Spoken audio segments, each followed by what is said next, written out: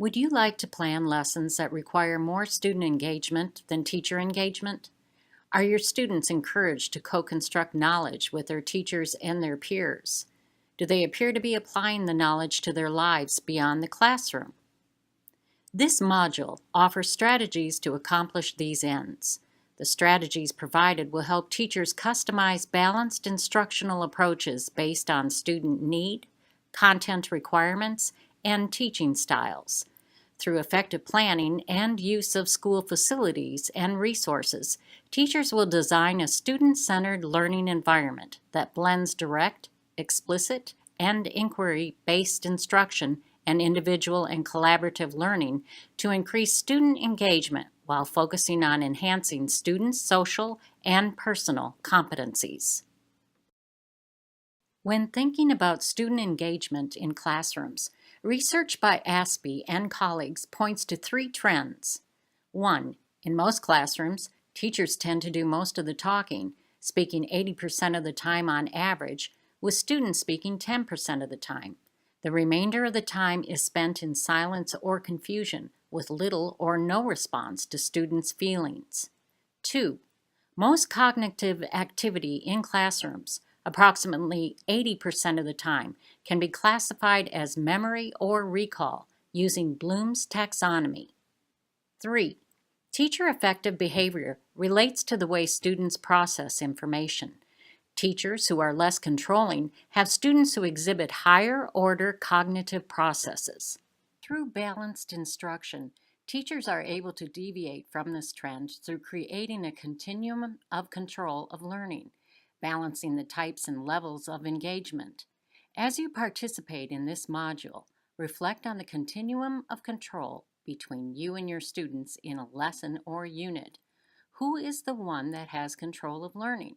This module will provide you instructional models to implement continuum of control of learning in your classroom based on the needs of your students. The instructional models provided are only examples, and it will be up to you to create a classroom culture that balances instruction. Balanced instruction is grounded in social and personal competencies. As teachers integrate active learning and explicit instruction into learning activities, students become more confident, better equipped to successfully engage with others, and more apt to apply content learned in class to real-world circumstances. Because social and personal competencies are integral to the implementation of balanced instruction, teachers should ensure that students have multiple and ongoing opportunities to develop these skills in a nurturing, low-stress environment. Balanced instruction is the 8th learning module in the Social and Personal Competencies series.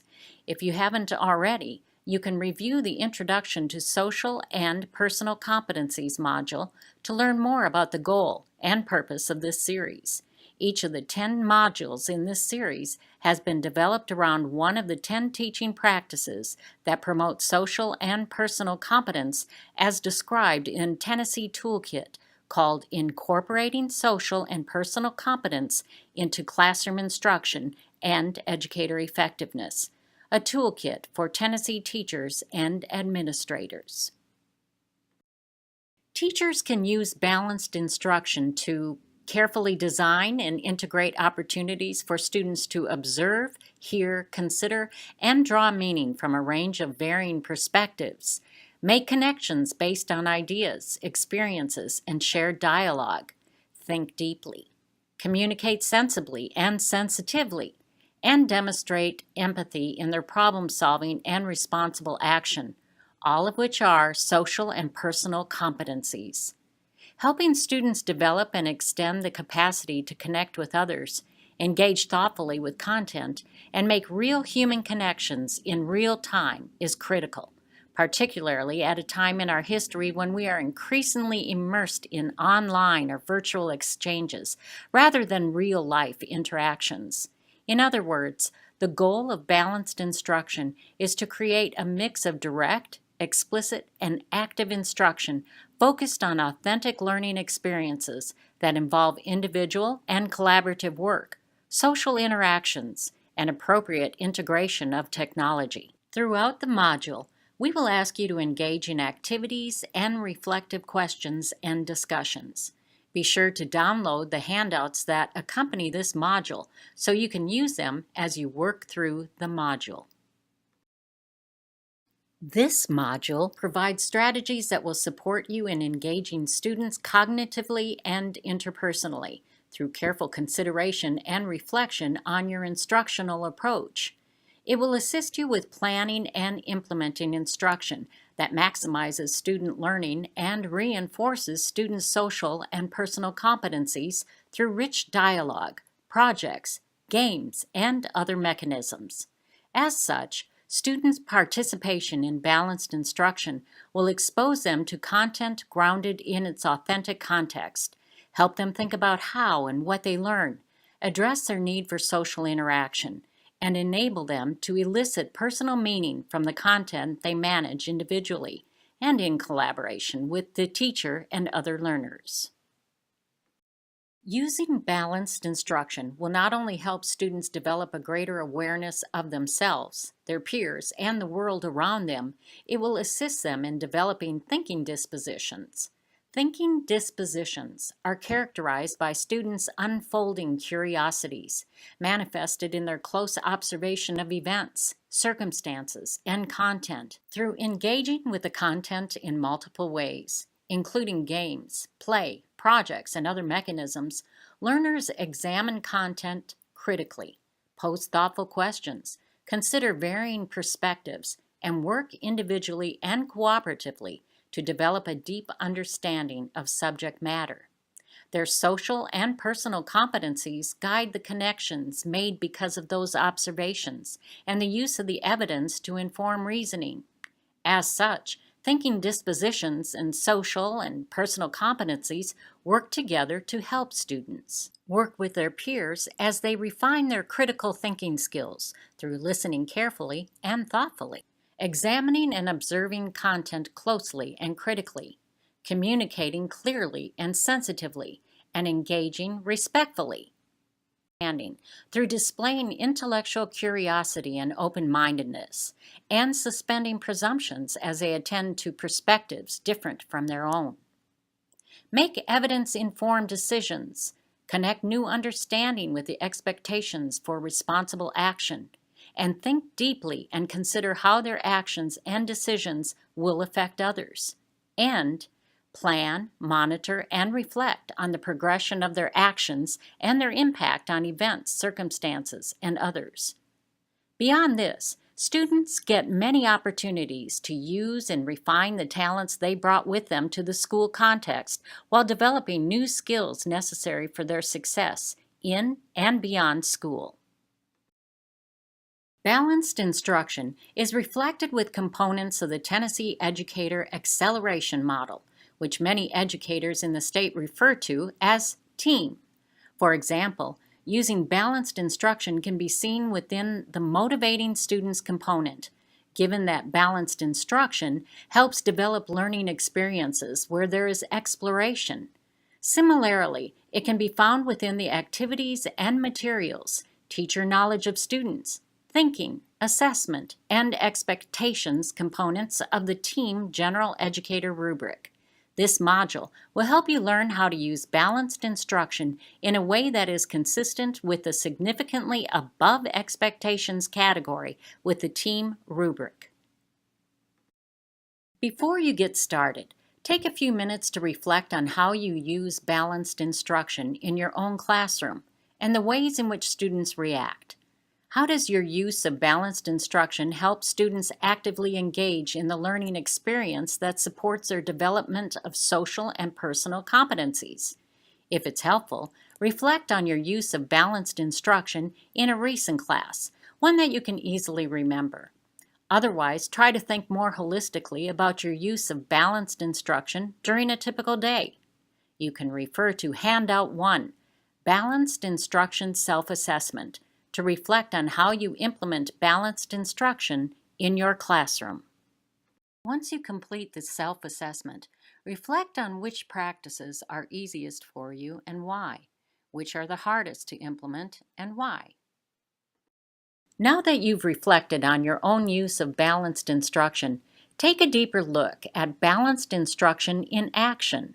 Select one of the short videos based on whether you are interested in viewing an elementary or secondary classroom. As you watch the video, pay close attention to the way in which the teacher uses balanced instruction. Refer to Handout 2, See It in Action Reflections, Balanced Instruction, for some questions to reflect on as you watch the videos. Balanced instruction is a pedagogical tool that helps teachers to establish classroom practices and cultivate student dispositions such that students flourish as their social and personal competencies are addressed. Student-teacher interactions and student-to-student interactions are enriched in the social act of learning. Opportunities for students to develop patience, competence, and self-discipline abound in a classroom in which balanced instruction is used. Importantly, balanced instruction encourages students' enjoyment in learning, which is important to create engagement in learning that is more authentic. For example, research by Aspie and colleagues demonstrate the important link between academic learning and effect. Their research suggests 1. It is common for teachers to not respond to students' feelings. 2. Student academic achievement is enhanced when teachers respond appropriately to students' feelings. 3. Teachers can be taught to respond to students' feelings. Through balanced instruction, teachers create structures that provide students the necessary background knowledge to authentically engage in learning tasks, recognizing the expertise of the teacher and initiating the curiosity, interest, and capabilities of students. Multiple programs that target social and personal competencies have balanced instruction as a core ingredient, such as the Caring School Community. You can find out more about the program in Handout 4. Balanced instruction supports a thoughtfully designed curriculum that addresses the multidimensional needs and experiences of learners in an enriched environment in a way that ensures a well-rounded education. Balanced instruction supports a social, personal, and cognitive development of students through consistent, positive emotional support for active participation and risk-taking rather than passive observation. Meaningful participation, exploration, inquiry, and choice across mental, physical, aesthetic, social, and personal competencies. Rigorous learning opportunities that appropriately challenge students individually and through social interactions. Differentiated opportunities that address all learning needs. An extended learning environment that stimulates authentic problem solving for responsible action through thoughtful use of facilities and resources, and guided opportunities for students to learn self-monitoring, self-assessment, and self-correction. As such, balanced instruction involves the appropriate integration of direct, explicit instruction with highly interactive, individual, and collaborative project-based learning. Engage learners metacognitively as they plan, monitor, and evaluate their individual and collective actions, and prepares them to connect sensitively with material and with those in the world around them to make evidence-based decisions for responsible action. Balanced instruction represents an approach that gives students opportunities to engage content in multiple ways, supporting student academic, social, and personal success.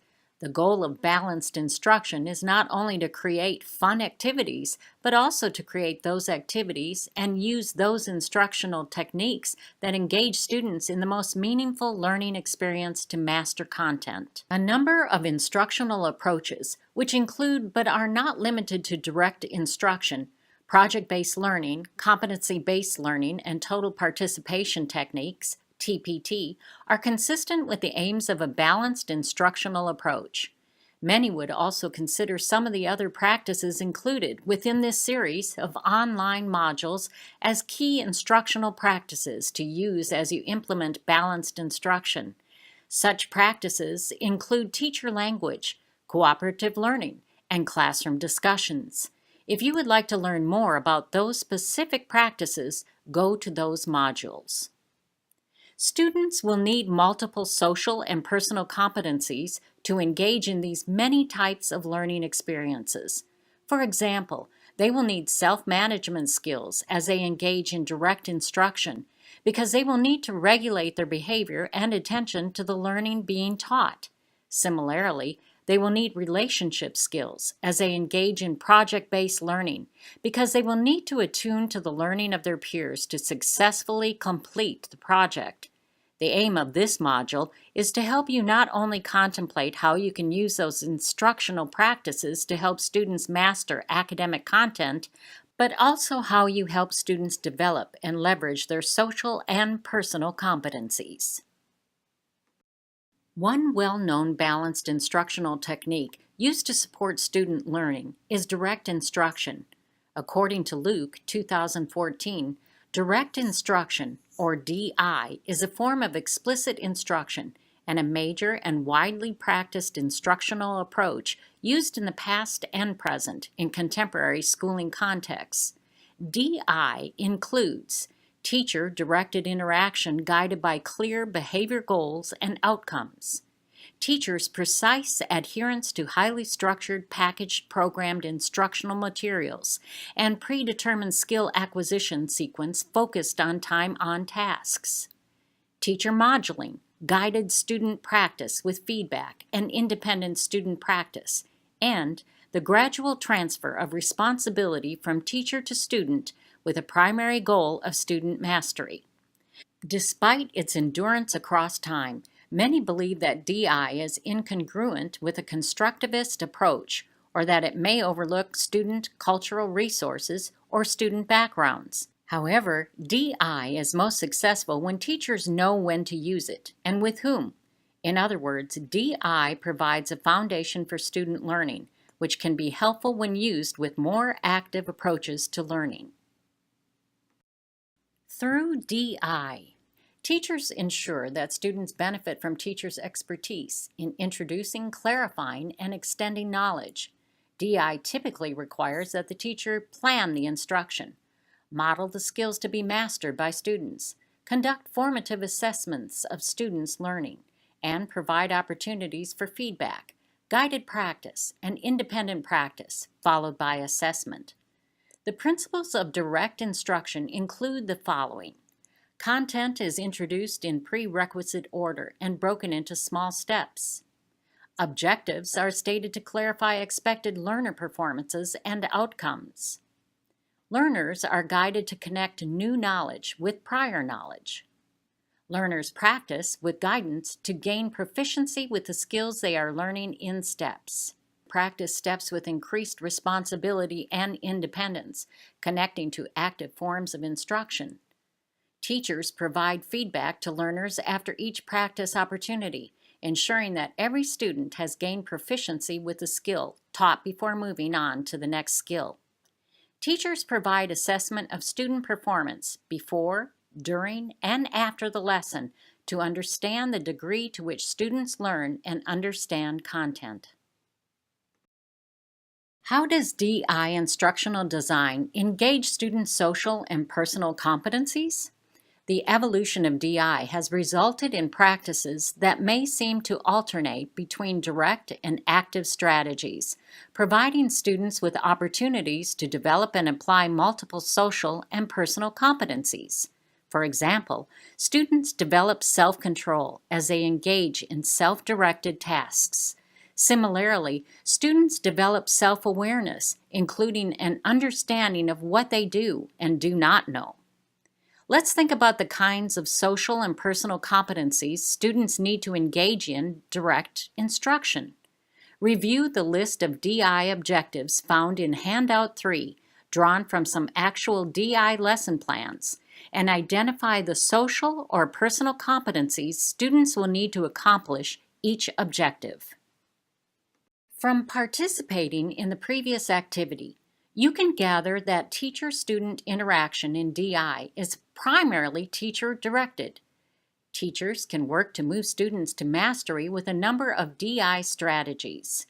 Teachers may keep students on task and aiming for mastery with pacing, thoughtfully sequenced instruction, Error correction procedures such as the model, lead, test, retest sequence, the use of signals to evoke oral responses, or unison or choral responses. Other DI-related teacher-student interaction strategies include lectures, modeling, multimedia presentations, convergent questioning, demonstrations, feedback, direct paraphrasing, the one-sentence summary, and rapid response. The first active instructional practice we will review is project-based learning. Project-based learning, or PBL, is an instructional approach in which students explore authentic learning tasks of personal interest to them. Unlike DI, which is based on a teacher's dissemination of established facts, PBL calls for learners to explore conditions, circumstances, and possibilities, and select questions and facts linked to them. PBL provides learners with a chance to connect their curiosities and interests to formal learning tasks. Larmer and Mergendaler, 2010, view PBL as being grounded in 7 essentials: the learner's need to know, a driving question, the learner's choice and voice, inquiry and innovation, feedback and revision, presentation of a product to an audience, and 21st century skills, which include a variety of social and personal competencies such as collaboration, communication, critical thinking, and the use of technology. According to Schwam and Tylich, 2012, PBL is an effective way to teach students from a variety of cultural, demographic, and geographic backgrounds, a broad array of content, including core content and higher-order thinking skills. Also, PBL has been found to work well for students who have experienced a lack of success in traditional classroom settings. Similar to DI, PBL gives students opportunities to develop a variety of social and personal competencies, including self-management, being able to regulate emotions and manage the stress of timelines, increased responsibility for one's learning or uncertainties, responsible decision-making, being able to make important choices while recognizing how external influences or social norms may affect decision-making, relationship skills, the ability to collaborate with peers, adults, or others in the community of support, and social awareness, being able to consider how their decisions are likely to affect others in their school, community, neighborhood, or home.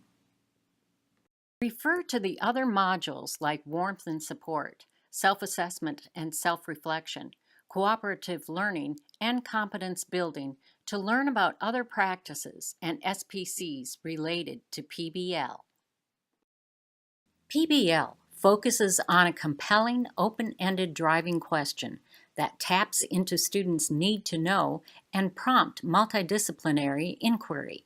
The teacher typically poses a driving question and systematically plans an extended inquiry process grounded in his or her understanding of what compels students, creates interest and challenge. It answers the question, why are we doing this? And it guides the work of the project. In PBL, the teacher relinquishes much of the responsibility for designing the learning process and its outcomes to students. In this way, students become active partners in curriculum design and instructional delivery rather than passive receptacles. To create a driving question, follow these 3 steps. First, think about the 2 criteria that every good project needs. 1. The project should be of personal interest to students. And 2. It should be educationally purposeful. Next, decide on the core of what you want students to learn. Finally, infuse the content from the first and second steps to develop a provocative, open-ended question, either concrete or abstract, that captures the essence of the project in compelling yet simple language. Developing a good driving question is challenging, so you may have to refine it several times before it accomplishes what you have in mind for advancing your students' inquiry and engagement. As students work to answer the selected driving question, they will make choices and decisions that guide their inquiry, communicate with the teacher, their peers, and experts on the topic, and likely create new products and generate a range of solutions to the problem under study. Given the complexity of the inquiry process, it is critical for teachers to ensure that students have the necessary social and personal competencies to accomplish the tasks. A PBL unit typically culminates with a product created by students that is not a mere reproduction of teacher or textbook generated information. Products are the result of real inquiry, conducted in response to students' own questions and leading to the identification and examination of resources, including books, news articles, journals, websites, experts, etc., that yield the answers. Familiar with Universal Designs for Learning, or UDL, products in PBL provide students multiple means of expression in which students are able to produce a product that best represents their learning of the content, creating meaningful differentiation in the classroom. See Handout 4, Driving Questions and Products, to align principles of PBL with social and personal competencies. Review sample driving questions and create your own driving questions for your classroom. We encourage you to create driving questions with your colleagues. Bloom's taxonomy was created to support the development of learning objectives so that teachers and students had a clear understanding of the goal of the lesson and to align goals, instruction, and assessment. In 2001, Bloom's taxonomy was revised to focus more on action, focusing on verbs, whereas before it was focused on nouns. In her article, Flipping Bloom's Taxonomy, teacher Shelley Wright asserts that educators consider flipping the revised taxonomy to give learners a chance to start with creativity first and acquire the key principles linked to their learning throughout their inquiry. The process involves students developing competence in an area of inquiry through understanding facts and ideas in the context of a conceptual framework, and by organizing knowledge in ways that it can be retrieved and applied, is linked to seminal research on how people learn. Wright proposes flipping Bloom's taxonomy as a means of inspiring deeper learning. Project-based learning, which may be applied across the curriculum, does not have to start at the bottom of Bloom's taxonomy, with teachers detailing exactly what students need to know, understand, apply, analyze, evaluate, and create. Instead, it can begin at the top with what the learners need to know, driving possibilities for the creation of something new, unique, and relevant to addressing a driving question or problem. In particular, lessons linked to research, science, informal or formal writing, and literacy lend themselves to project-based learning. In studying science, for example, Sabarin and colleagues, 2011, suggest students might be asked to use an inquiry notebook to capture and edit hypotheses based on their observations and examinations of findings, and to support or reject hypotheses. In a game-based learning environment, students could, similarly, explore selected missions as they engage in problem-solving behaviors and manipulate virtual artifacts, examine collected specimens in a virtual laboratory, converse with characters, and form hypotheses based on findings. All of these examples support ways in which they can flip Bloom's taxonomy. As you begin to think about flipping the taxonomy, make sure to consider the social and personal competencies students need to master in order to engage in these higher-level activities. The second active instructional practice we will review is competency-based education. Competency-based education, or CBE, is another approach to balanced instruction that is aimed at preparing students to thrive in our rapidly changing world by ensuring that they can integrate and apply what they know and learn to real-world problems. At a minimum, CBE is geared to improving student opportunities for learning by placing emphasis on identifying and measuring specific learning outcomes. These outcomes, or competencies, are written as real-life abilities linked to professional practice and related roles, allowing students to connect the social, personal, and cognitive capacities in school to their lives. In practice, CBE is often aligned with a standards-based approach because both approaches associate student success with mastery of content and competencies. However, the standards-based approach focuses on the mastery of a narrower set of academic outcomes, while CBE focuses on cognitive, interpersonal, and interpersonal skills, in addition to academic knowledge and related skills. This key difference between CBE and standards-based learning begs the question, what's more important, a student's ability to perform well on tests or to address real-life problems by applying what he or she knows? Students who are engaged in authentic CBE do not have to face this dilemma as a choice. And rather than seat time sufficing as a key measure of success, demonstrating mastery of specific learning targets becomes the means by which students may earn credit. These learning targets then can also include the social and personal competencies identified as important. To accomplish these goals, more opportunities are needed for personalized learning to ensure that learners are equipped to succeed in meeting learning targets and enabled to progress at varying rates in various locations and at differing times. Research by Sir and Redding, 2017, demonstrates that when schools use CBE concepts, there are positive associations between selected features of CBE and changes in students' overall learning capacities, including intrinsic motivation and self-management, self-efficacy, and cognitive control. According to Patrick and Sturgis, 2013, there are 5 features associated with CBE. 1. Learners' advancement is based on mastery. 2. Competencies are equated with explicit, measurable, transferable learning objectives that result in the learner's empowerment. 3. Assessment is for the learner, both positive and meaningful. 4. Personalized and differentiated supports specific to learners' needs are made available to learners. 5. Learning outcomes are linked to knowledge application and creation, as well as to the growth of important dispositions and key skills, including social and personal competencies. At the heart of effective CBE are 2 principles. 1. Organizing principles for educational activity, including content procedures and student engagement and performance. And 2. The clear articulation between instruction and assessment based on continual diagnosis, monitoring, feedback, and correction.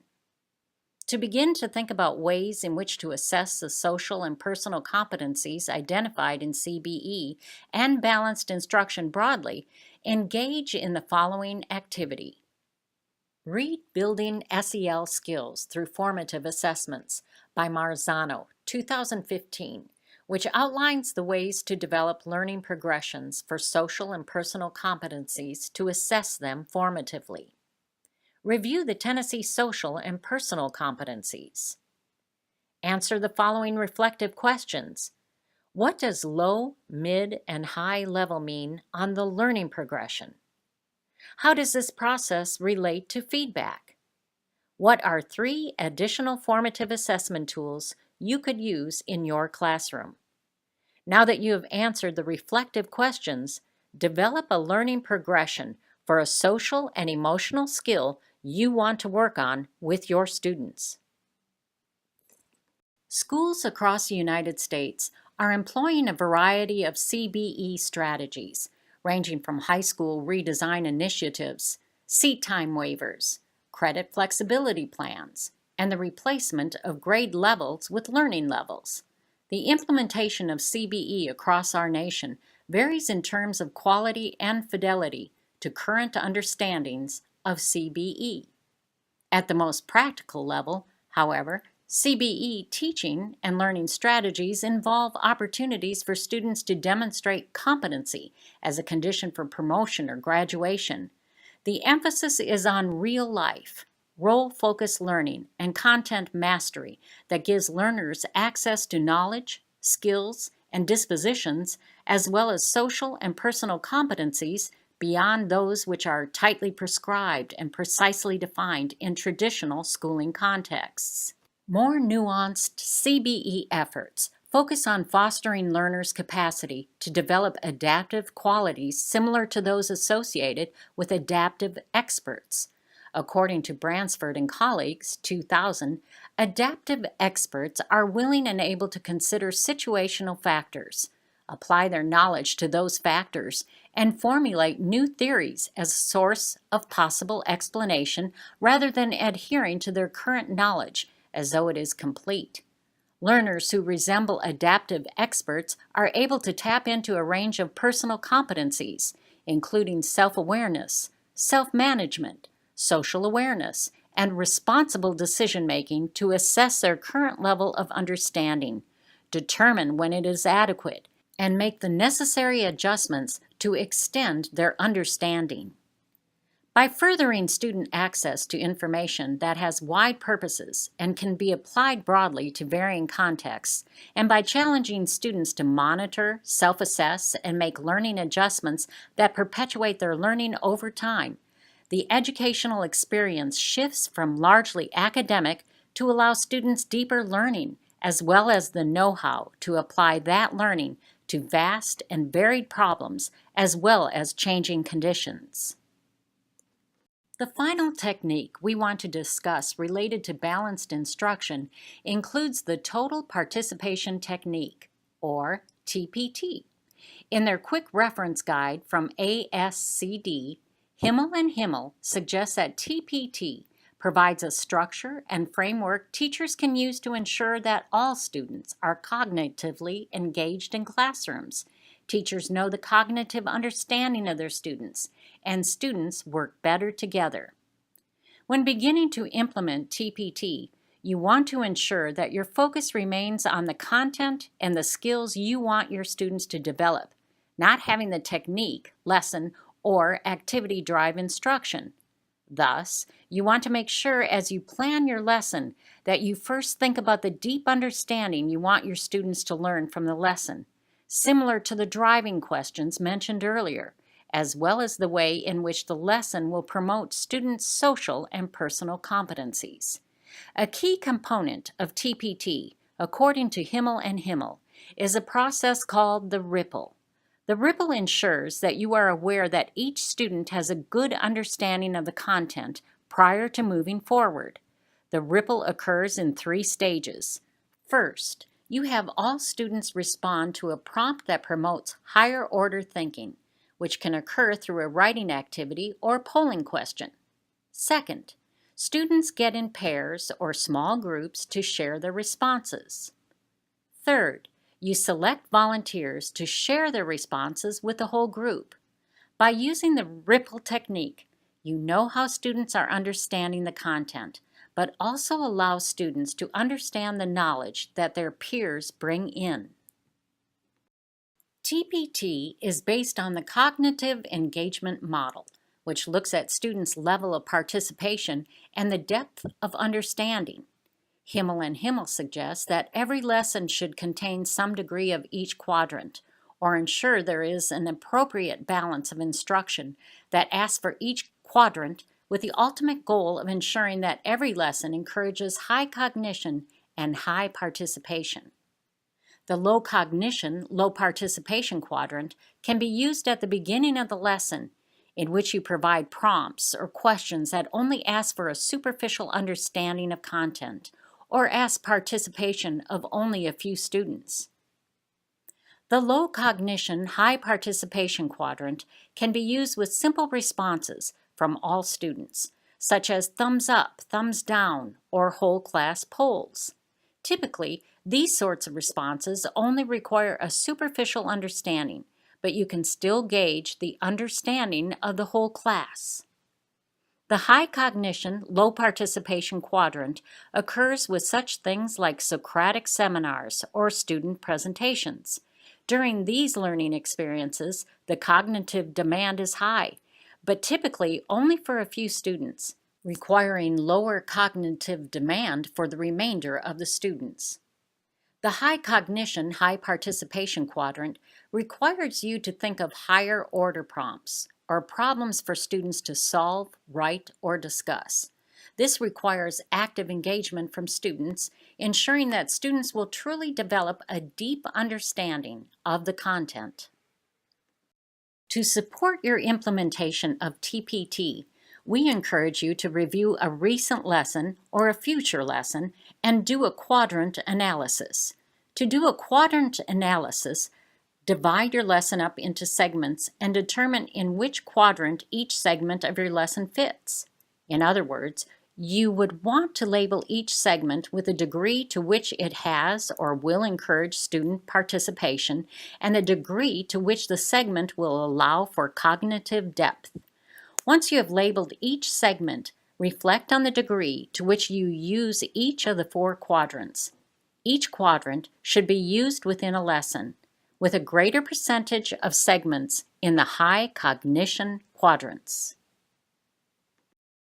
Himmel and Himmel provide a variety of strategies that teachers can use to implement TPT.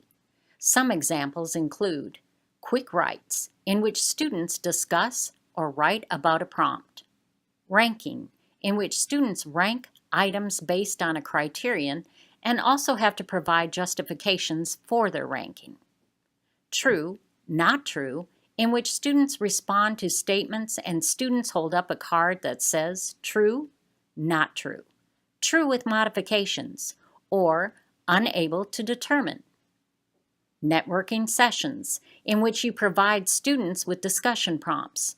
Students think about each prompt and then discuss each of the prompts with a different student; bounce cards, in which you model good and bad discussions with students, and students have cards with sentence starters to help them in classrooms when they are starting a discussion, summarizing another's ideas, or asking questions; and anticipatory guides, in which you provide students with true or false statements. Students predict responses and share their response and justification with a partner. These are just a few examples of TPT strategies. We encourage you to continue to think about other interactive strategies to use with your students. As you think about each of these different strategies, note the social and personal competencies students will need in order to engage successfully in the lesson. For example, in quick writes, students will need to be able to identify what they do and do not know about content. This will help them engage in their own writing, as well as know what to pay attention to when they are learning from their peers. Developing balanced instructional strategies is a complex process that includes identifying the needs of your students, incorporating student voice and choice, and understanding content in a way that gives students opportunities to truly develop a deep understanding of what they are learning, while also developing their social and personal competencies. Remember, as you develop your balanced instruction through lessons and units, you will want to use a continuum of control of learning, in which you scaffold lessons so that students have the necessary background knowledge and skills through direct instruction to ultimately engage in more active, engaging lessons. This module provided some examples of instructional strategies to balance instruction, but it is up to you to ensure that you create a balance in the classroom. To help you plan for facilitating more balanced instruction, complete Handout 5, Reflection and Additional Information. The handout contains some reflection questions that will guide you as you develop concrete action steps to affect your use of balanced instruction, specifically thinking about ways in which you can plan for incorporating direct and active forms of instruction. This handout also provides additional resources that you can use to find more information about balanced instruction, as well as references found in this module. As you consider your own plan of action, keep the following helpful hints in mind. 1. Be mindful of content and students as you plan. Balanced instruction can be difficult to implement effectively. Be mindful of the background knowledge and content knowledge that students already possess. For example, if students are not as familiar with the topic, you may need to do more direct instruction at the beginning of the lesson compared to those lessons in which students have the necessary prerequisite skills. Thus, the degree to which you use direct versus active instruction will depend on your students and your content. 2. Involve students. Have students identify content that they would be interested in learning more about, and identify ways in which they learn about content the most. Once students feel responsible for their learning and take ownership of it, they will be more engaged. 3. Be reflective. As demonstrated through this module, balanced instruction is complex, and it is dependent on your students and your content. Thus, it will take continuous reflection on your part to determine whether you are using the right balance of active and direction instruction, and thereby providing students with the opportunity to learn deeply about content. If you're reviewing this information in order to better understand the team rubric, consider how you might share your action steps with coaches, mentor teachers, administrators, or those who might observe your class. They will benefit from knowing your efforts and may be able to provide feedback on your actions. The Tennessee Department of Education developed this online module in collaboration with the Center on Great Teachers and Leaders and the Appalachia Regional Comprehensive Center, which are funded by the U.S. Department of Education. If you want to find out more information about the online modules or Social and Personal Competencies, please contact the Office of Safe and Supportive Schools, Division of Student Support Services at the Tennessee Department of Education. Thank you again for participating in the Balanced Instruction Online module. We encourage you to complete the online evaluation of the Learning module. We also encourage you to review the other online modules that provide knowledge, tools, resources, and strategies to embed social and personal competencies within your classroom.